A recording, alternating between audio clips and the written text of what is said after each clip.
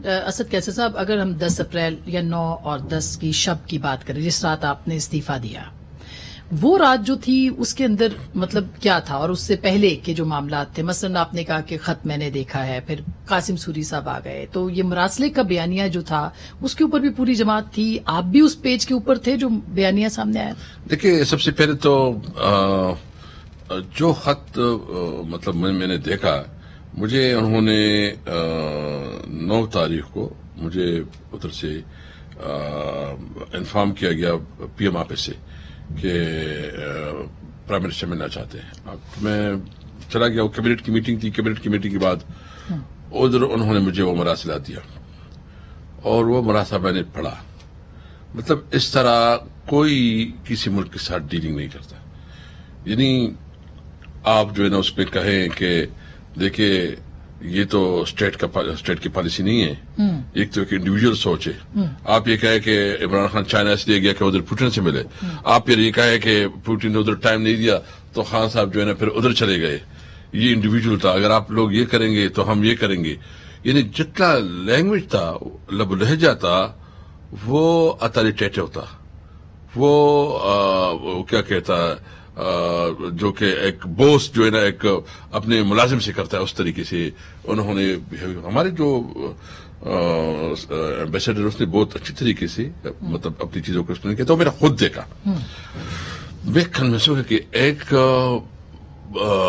ایک باعزت پاکستانی کی حیثیت سے، ایک ساورن پاکستانی کی حیثیت سے ہم کیسے افورڈ کر سکتے ہیں. دیکھو ہم تو غریب ہیں لیکن بغیرت تو نہیں ہے کہ ہم اس طرح جو ہے اپنی زندگی گزاریں گے کہ وہ ہماری طرف ڈکٹیٹ کرے گا کہ تم نے یہ کرنا ہے وہ کرنا ہے. جو پاکستان جو ہم نے آزاد کیا تو اس لیے آزاد کیا. تو میں ذہنی طور پر کنونس تھا اس بات کے لیے، نمبر 1. نمبر 2، جو میں نے دیکھا تو پھر میں نے سوچا کہ ایک تو سپریم کورٹ کی ڈیسیجن تھی اور دوسری ایک کانسٹیٹیوشن کی ایک ریکوائرمنٹ تھی.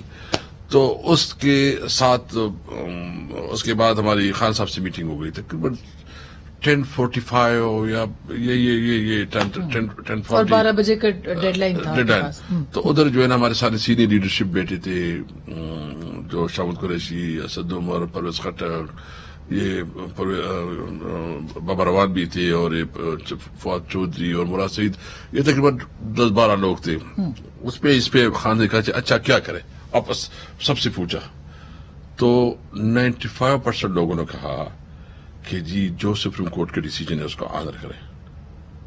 اور تمام نے فیصلہ کر کے مجھے پھر کہا کہ آپ جو سپریم کورٹ کا ڈیسیجن ہے اس کو آنر کریں، اس کے مطابق جائیں، اور جو فیصلہ ہے بس آپ یہ ووٹنگ کروا دیں. پھر میں نے معذرت کی، میں نے کہا کہ میں تو ٹھیک ہے کروں گا، لیکن جو میں یہ نہیں کر سکتا کہ میں اپنا لیڈر جس کو میں نے اعلان کیا تھا ایز اے پرائم منسٹر، اور میں ابھی اعلان کروں کہ وہ جو ہے سو پرائم منسٹر نہیں رہے. تو میں نے سجیشن دی کہ میں ریزائن دینا چاہتا ہوں. تو پوری جو بیٹھے تھے ایک متفقہ طور پر فیصلہ ہوا کہ آپ ریزائن کر لیں. تو یہ جو کچھ ہوا قانون کو سامنے رکھتے ہوئے، سپریم کورٹ کے فیصلے کا احترام کرتے ہوئے، اور جو کانسٹیٹیوشن کی جو ریکوائرمنٹ تھی اس کے مطابق جو نام نے. لیکن اسد صاحب وہ ایک آئینی کام تھا، اور آپ اسپیکر ہیں، آپ کو اسپیکر رہے ہیں، آپ کو پتا ہے آئین کا، قانون کا، آپ باؤنڈ تھے اس کے اوپر ووٹنگ کرانے کے لیے. تو اگر آپ وہ نہیں کراتے تو غیر آئینی ہوتی، اور اگر آپ کروا دیتے تو آپ کہہ رہے ہیں کہ آپ کے جذبات، آپ اپنے لیڈر کو کس طرح سے گھر رخصت کرتے، اس لیے آپ نے مناسب سمجھا کہ آپ یہ کریں. تو آپ نے کہیں یہ نہیں کہا کہ یہ آئینی کام ہے، اس کو ہونے چاہیے؟ نہیں، دیکھیں ادھر تو میں اس کی ڈیٹیل میں نے تو ایز اے کریکٹو آپ کے ساتھ بات رکھی نا. بالکل جو کانسٹیٹیوشنی جو تھی سب نے ڈیسیجن دیا، اور میں اس کے لیے مشورے کے لیے نہیں گیا تھا. مجھے وہ چونکہ وہ مراسلہ دے رہے تھے نا، تو ادھر کیا کوئی ارینج میٹنگ نہیں تھی. تو ادھر بائی چانس جو ایک ڈسکشن ہوئی اس کی بال میں تو کانسٹیٹیوشن کا باؤنڈ تھا کہ میں اس کے مطابق کرتا. لیکن چونکہ ایک متفقہ فیصلہ ہوا جس کے ہمارے لیڈر عمران خان اس میٹنگ کو چیئر کر رہے تھے، تو پھر میری اور آسان ہو گیا کہ جو اس کے اوپر عمل کروں. اور اس کے بعد جو عمران خان صاحب نے پھر اسمبلی توڑ دی، جو کہ وہ نہیں توڑ سکتے تھے کانسٹیٹیوشن کے مطابق. سپریم کورٹ نے کہا بھی کہ آئین شکنی ہوئی ہے یا آئین کے برخلاف ہوا ہے. تو آپ نے اس پہ بھی ان کو کہا کہ آپ اسمبلی نہیں توڑ سکتے، اس وقت آپ کے پاس حیثیت نہیں ہے.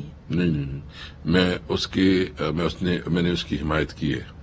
اور میں سمجھتا ہوں کہ جب یہ ڈپٹی اسپیکر نے ایک وہ دے دیا، فیصلہ دے دیا، تو میں نے ابھی بھی میرا ریویو جو ہے نا، میں نے ریویو سپریم کورٹ میں ڈالی ہوئی ہے. جو سپریم کورٹ کا فیصلہ صد احترام، ہم اس کے رسپیکٹ کرتے ہیں، لیکن اس کے ساتھ میں نے اپنا ریویو بھی ڈالا ہے، اور میں اس کے ساتھ اب بھی اختلاف کرتا ہوں کہ سپریم کورٹ کے پاس یہ اختیار نہیں ہے کہ وہ پارلیمنٹ کے معاملات میں جو ہے اس قسم کے دخل اندازی دے.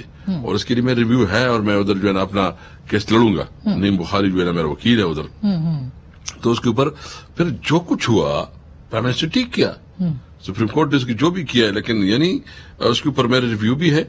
اور انہوں نے جو اسمبلی، اگر یہ مجھے بتائے، ویسے آپ سے میں پوچھتا ہوں، یعنی وہ ٹائم اپوزیشن کے لیے بہتر تھا کہ یہ ٹائم بہتر ہے؟ یعنی اس نے کیا، اس کو فائدہ کیا ہوا؟ وہ تو خود ہمیں جو ہمارے خلاف سازش کر رہے تھے، ٹریپ ہو گئی، نہیں جو ہمارے خلاف ٹریپ کرنا چاہتے تھے نا، جو ہمارے خلاف سازش، وہ خود اس ٹریپ پہ، یعنی اس کو بھی سمجھ نہیں.